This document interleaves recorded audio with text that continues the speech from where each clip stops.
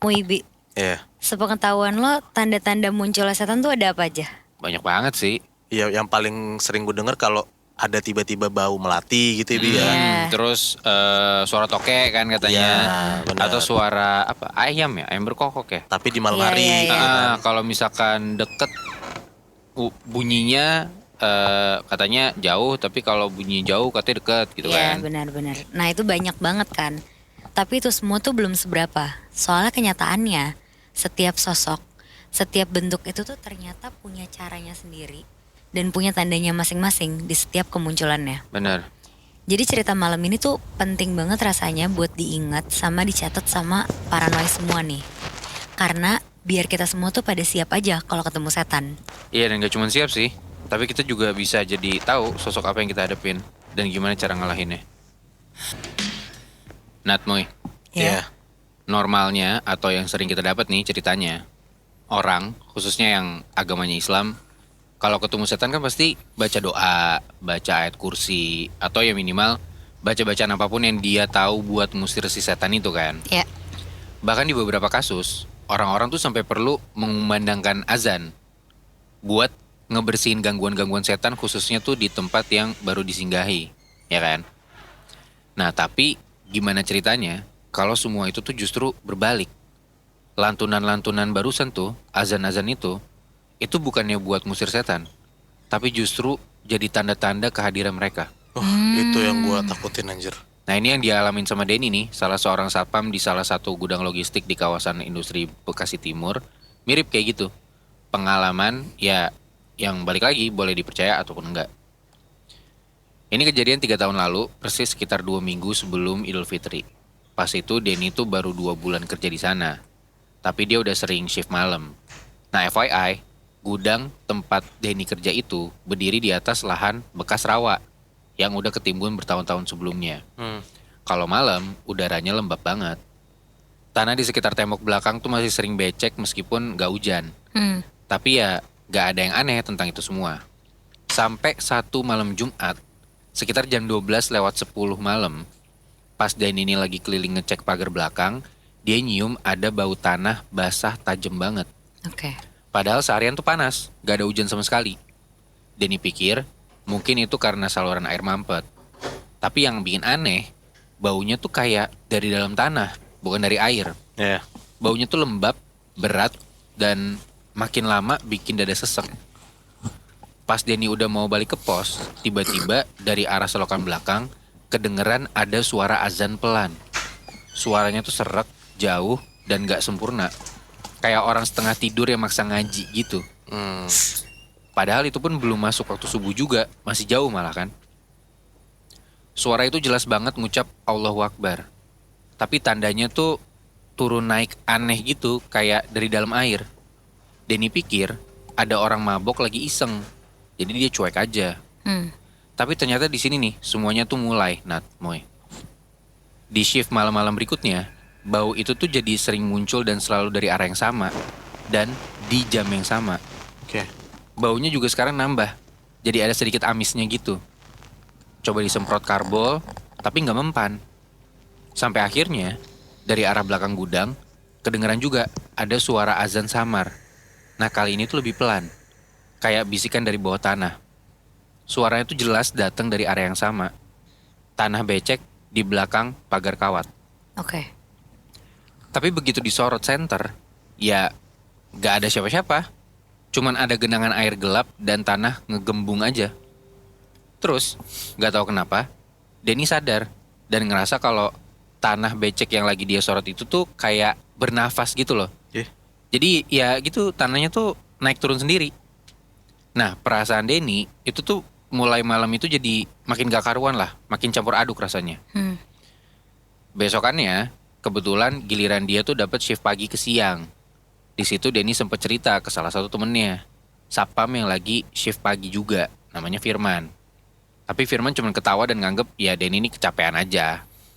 Nah, tapi di beberapa malam berikutnya, pas Denny shift malam lagi, bau itu tuh muncul dan makin tajam. Denny nggak tahan, dia takut. Dia buru-buru nyalain murotal dari HP-nya biar tenang. Tapi suara azan samar itu malah ikutan ngerespon, Moy. Kayak saut-sautan gitu. Jadi misal nih, suara di HP Denny ngucap, Allahu Akbar.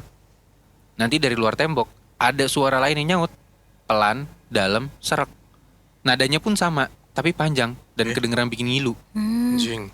Tanpa matiin HP-nya, Denny langsung buru-buru ngunci pintu pos. Dia nggak berani buat patroli keliling dan bahkan keluar dari posnya itu. Denny cuma bisa duduk, diem. Tapi di luar, bau tanah basah tuh makin kuat, sampai bikin mual. Dan singkat cerita, Denny di situ ketiduran lah. Dan pas udah masuk jam 2 pagi, dia kebangun nih, gara-gara ada suara sesuatu nyeret di atas tanah. Suaranya tuh berat, dan ada berirama gitu. Kayak karung yang diisi sama pasir, diseret pelan, dan ada temponya.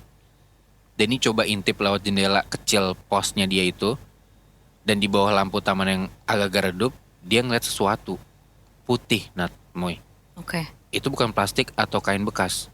Kainnya gerak, pelan, naik turun, dan pas angin lewat, kain itu berdiri tegak. Waduh. Pocong, Nat, Moy. Anjing. Denny cuman ngeliat dari setengah badan ke atas doang. Tapi bentuknya tuh jelas banget. Kain kafan kotor, terus ada banyak noda tanah gitu. Bungkus kepalanya masih keikat dan di bagian bawahnya tanah becek tuh kayak netes-netes gitu dari ujungnya. Gemeter Denny di situ. Cahaya lampu taman tuh tiba-tiba kedip 2 kali terus mati. Dan dari kegelapan itu kedengaran lagi ada suara azan serak. Dan kali ini lebih deket. Pokoknya abis malam itu Denny beneran udah nggak bisa kerja lagi dengan tenang lah. Setiap kali ada bau tanah muncul, dia langsung keringet dingin. Bau itu pun kadang tuh muncul bahkan sampai siang. Tapi cuma Denny doang yang bisa nyium. Teman-temannya dia bilang ya Denny itu cuma paranoid aja. Tapi Denny yakin kalau bau itu tuh nyata. Nah ada satu malam, hujan deras nih. Denny sengaja muter patroli itu lebih cepat biar dia bisa tidur. Pas dia lewat gudang belakang, kedengeran suara petir tuh. Cukup dekat karena kenceng banget suaranya. Dan kelihatan si petir ini tuh nyorotin tembok luar beberapa detik. Dan di sana ada bekas telapak tangan di tembok. Bukan cat, bukan lumut. Tapi bekas basah warnanya hitam. Ukurannya gede. Itu tuh lebih gede dari tangan manusia. Dan di bawahnya ada tanah becek yang ngegelembung tinggi. Seolah-olah emang ada sesuatu dari bawah tanah yang pengen keluar gitu loh. Iya. Denny nekat, ya mau gimana lagi. Dia langsung balik ke pos dan ngambil barang yang ternyata udah dia siapin sebelumnya, atas saran dari salah satu tetangga.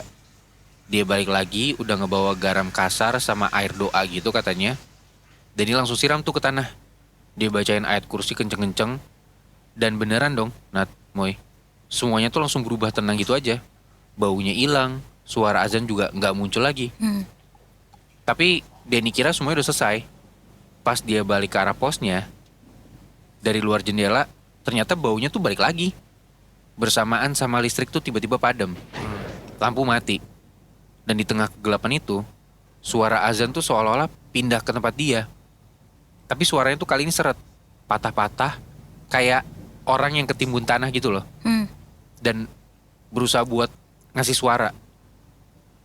Denny gak berani tuh buat buka matanya. Hawa di sekitar dia juga mendadak tuh lembab, basah. Seolah-olah emang ada sesuatu yang ngeliatin Denny dari arah luar jendela. Efeknya, beberapa hari setelah itu Denny tuh izin cuti, gak mau masuk kerja. Dia gak bisa makan, gak bisa tidur. Setiap kali dia meremin mata, Denny tuh selalu ngeliat ada tanah becek sama kain putih ada di dalam pandangan gelapnya dia itu. Kayak kebayang-bayang terus. Keluarganya Denny terpaksa buat ya bawa Denny ke ustadz lah. Dan begitu si ustadz ini dengar ceritanya, beliau tuh langsung ngomong kayak gini. Itu bukan pocong biasa. Mungkin tanah tempat kamu kerja itu emang belum pernah dibacain doa dari pertama kali ditimbun. Dan setelah dari situ, Denny jadi disuruh rutin lah baca surat Yasin setiap malam selama 7 hari berturut-turut. Nah di hari ketiga nih, pas dia ngebaca, Denny tuh ngantuk di ruang tengah. Dan dalam kondisi setengah sadar, Denny ngedenger suara itu lagi, Nat, Moy. Suara azan serak dari kejauhan. Pas Denny coba buka mata, persis di depan jendela rumahnya, di bawah hujan pelan, ada sosok putih berdiri. Ada pocong, Nat, Moy. Kafannya basah, tapi kenceng gitu, dan kepalanya tuh masih keikat. Tanah di bawahnya kayak netesin lumpur gitu loh. Pocong ini diem aja, tapi dari dalam kepalanya tuh keluar suara serak gitu kayak suara azan. Bukan dari mulut, tapi dari dalam badannya gitu loh. Dan karena kejadian ini, Denny itu harus sampai diruqyah 2 kali. Setelah itu barulah dia bisa tenang. Tapi kata Ustadz, makhluk itu si pocong ini emang datang karena tanah bekas kuburan lama di area gudang, dan dia coba buat nandain si Denny ini karena Denny itu jadi orang yang paling sering melintas lah di sana tiap patroli malam. Sampai sekarang, setiap malam turun hujan dan tanah tuh mulai bau lembab, Denny itu masih bisa ngedenger gema samar-samar Allahu Akbar di kepalanya dia sendiri. Dan demi keamanan dan keselamatan diri Denny, akhirnya dia berhenti kerja dari gudang itu 2 minggu kemudian. Selama 3 bulan penuh, dia beneran gak bisa tidur di kamar dengan lampunya yang mati. Kadang, setiap Denny ini kebangun tengah malam, dia masih bisa kayak nyium bau tanah basah gitu. Dan setiap kali itu, jantungnya kayak langsung berhenti sepersekian detik, saking dia takutnya.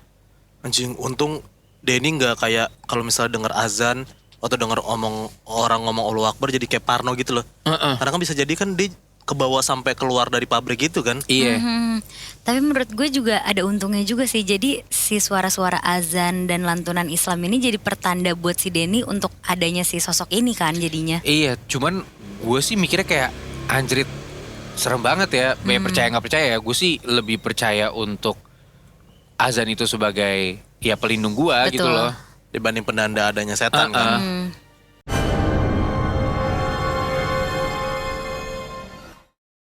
Pasti kalian udah sering banget kan dengar kalau ke pantai selatan tuh nggak boleh pakai baju hijau. Iya. Iya. Tapi gue yakin pamali di pantai tuh nggak cuma itu doang.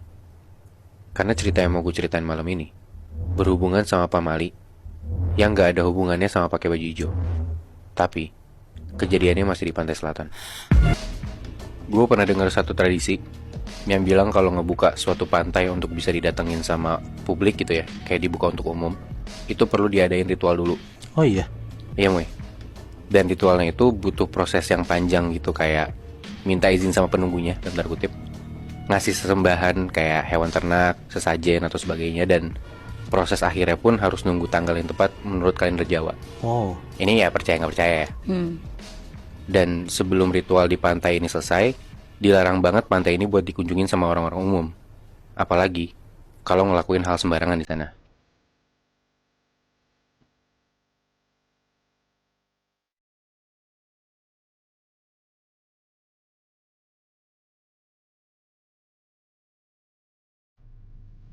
Nah, cerita yang gue dapet ini kejadiannya di tahun 1980-an.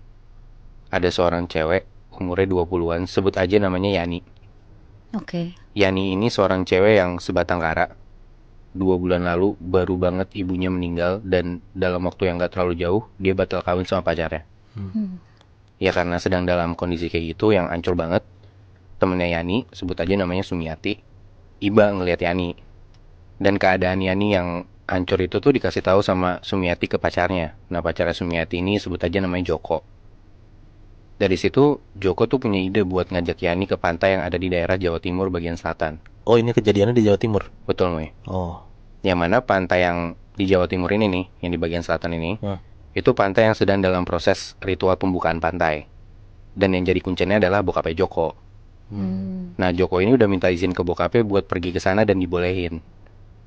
Nah, tadi kan gue bilang idenya Joko itu emang ngajak Yani buat ke pantai itu kan. Buat healing gitu kan. Iya, buat healing gitu, Moy. Nah, Iya. nah, tapi tanpa sepengetahuan Yani ataupun Sumiati, Joko ini ngajak satu temennya namanya Danang, dengan niat mau ngenalin Danang ke Yani. Siapa tahu mereka berdua cocok. Dijodoh-jodohin ya. Betul, karena kan ya Yani habis putus sama mantannya gitu kan, Iya. nggak jadi kawin. Awalnya Yani nggak mau, dia bilang mau tidur di mana emang nanti. Tapi Joko jawab, udah tenang aja, nanti disiapin tenda dekat pantai itu. Oh, tuh mereka mau nginap. Iya, Moy. Nah, singkat cerita, Yani akhirnya mau, dan di suatu sore mereka main tuh ke pantai itu. Selama di pantai tuh Yani sering banget bengong. Ya mungkin masih kepikiran nyokap dan mantannya kali ya. Tapi Danang nyoba buat ngajak ngobrol dan tenangin Yani gitu. Sampai akhirnya malam mereka bakar-bakaran di pinggir pantai itu, yang padahal nggak minum alkohol sama sekali. Tapi Yani tuh ngerasa badannya nggak enak dan kepalanya Yani tuh rada pusing. Yani tidur duluan ke tenda. Gak lama disusul sama Sumiati. Tapi di tengah malam, tiba-tiba Yani ngerasa kalau tubuh dia tuh kayak digerayangin gitu loh, Muy. Nah, dan ternyata Danang tiba-tiba masuk ke tendanya si Yani. Gila. Tapi entah kenapa Yani pun gak bisa gerakin badannya, Muy. Nat. Dan terjadilah Yani dan Danang ngelakuin hubungan seks di tenda dekat pantai itu. Dan dua temennya nggak tahu. Nah, jadi Joko tuh sebenarnya ngasih ngebolehin Danang buat masuk ke tendanya Yani, Muy. Cuman ya Joko nggak mikir Danang bakal sekelewatan itu gitu loh. Nah, setelah kejadian itu dan balik lagi ke rumah masing-masing, Danang ini ternyata makin deketin Yani dan bilang kalau dia mau tanggung jawab sama apa yang dia udah lakuin. Karena ya dia juga suka sama Yani pun gak ambil pusing gitu. Tapi ternyata kejadian aneh mulai muncul. Beberapa malam setelah mereka balik dari pantai itu, Yani tuh mimpi kalau dia lagi hamil tua, perutnya besar banget, dan di mimpi itu Yani lagi melahirkan. Tapi Nat, Yani tuh gak ngelahirin anak manusia. Terus? Dia mimpi kalau dia ngelahirin ular. Wah. Dan gak cuma itu Nat, ular yang keluar dari, maaf ya, kemaluan Yani itu gak cuma 1 ekor, tapi banyak banget. Seketika Yani bangun dari mimpi dia dan paginya mimpinya Yani ini diceritain ke Danang. Danang gak percaya sama cerita Yani dan bilang kalau Yani ini ngawur banget, ceritanya gak masuk akal dan ya apalagi itu cuma mimpi gitu loh. Tapi Nat, mindset Danang yang gak percaya sama hal mistis itu berubah malam itu juga. Karena kali ini di malam itu Danang yang ngalamin hal aneh. Di malam itu setelah balik dari rumahnya Yani, Danang tuh ngerasa kakinya sakit. Dan pas dicek di kaki Danang itu ada luka bekas gigitan ular. Dan waktu hari semakin malam, lukanya itu makin besar dan makin naik dari mata kaki ke betis, ke pahanya Danang. Bahkan lukanya itu sampai ke kemaluannya Danang dan sorry ya, kemaluannya Danang ini kelihatan bersisik. Oh. Anehnya, apa yang terjadi sama Danang ini cuma kejadian di tiap malam aja. Karena paginya badannya Danang tuh kembali jadi biasa lagi, kayak gak ada apa-apa gitu loh. Bersih gitu lah. Bersih. Tapi tiap malam badannya Danang kayak dari bawah sampai pinggang itu tuh kayak lukanya banyak. Dan kayak tadi gue bilang kemaluannya bersisik gitu. Iya. Nah, sedangkan yang terjadi sama Yani pun makin parah. Karena tiap malam Yani ini ngaku kalau dia tuh ketindihan dan dia ngerasa disetubuhin sama makhluk halus. Dan gak cuma itu Nat. Yani ngaku kalau tadi malam dia itu disetubuhin sama genderuwo. Tapi 2 malam sebelumnya Yani ngaku kalau dia ketindihan dan disetubuhin sama makhluk yang bentuknya kayak kakek-kakek tua tapi bertanduk. Dan malam sebelumnya lagi bentuknya beda lagi. Ini bukan mimpi kan? Bukan mimpi dia ketindihan gitu. Tapi tiap malam makhluk yang nindihin dan nyetubuhin Yani itu beda-beda.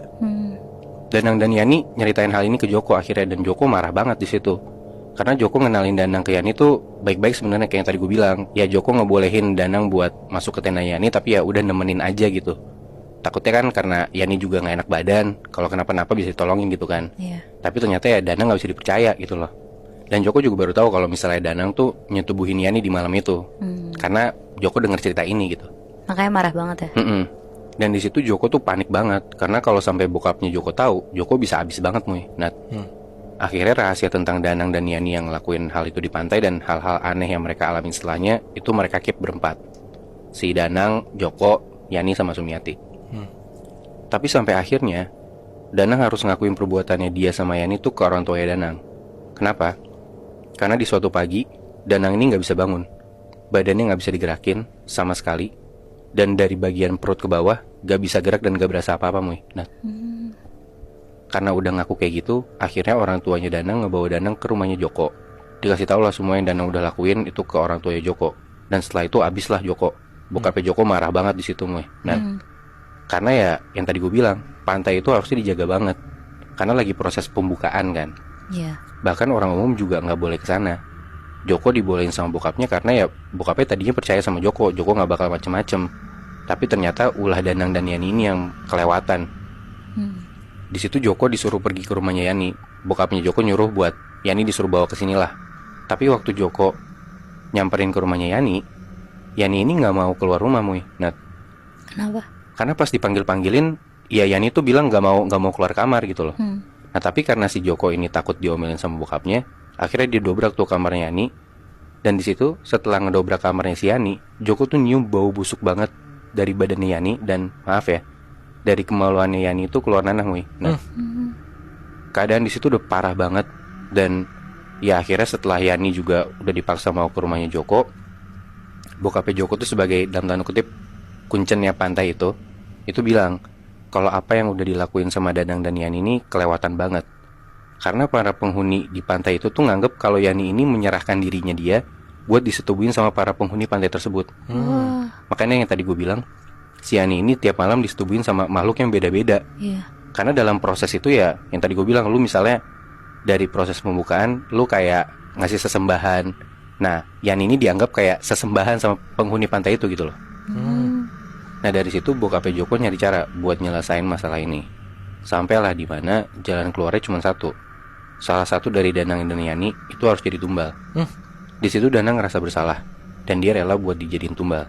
Yani pun begitu, karena ngerasa juga sebatang kara dan gak punya siapa-siapa lagi. Yani rela lah buat nebus kesalahannya jadi tumbal. Tapi bokapnya Joko bilang, siapa bilang kalian bisa milih? Penghuni pantai itu yang akan milih siapa yang bakal jadi tumbal.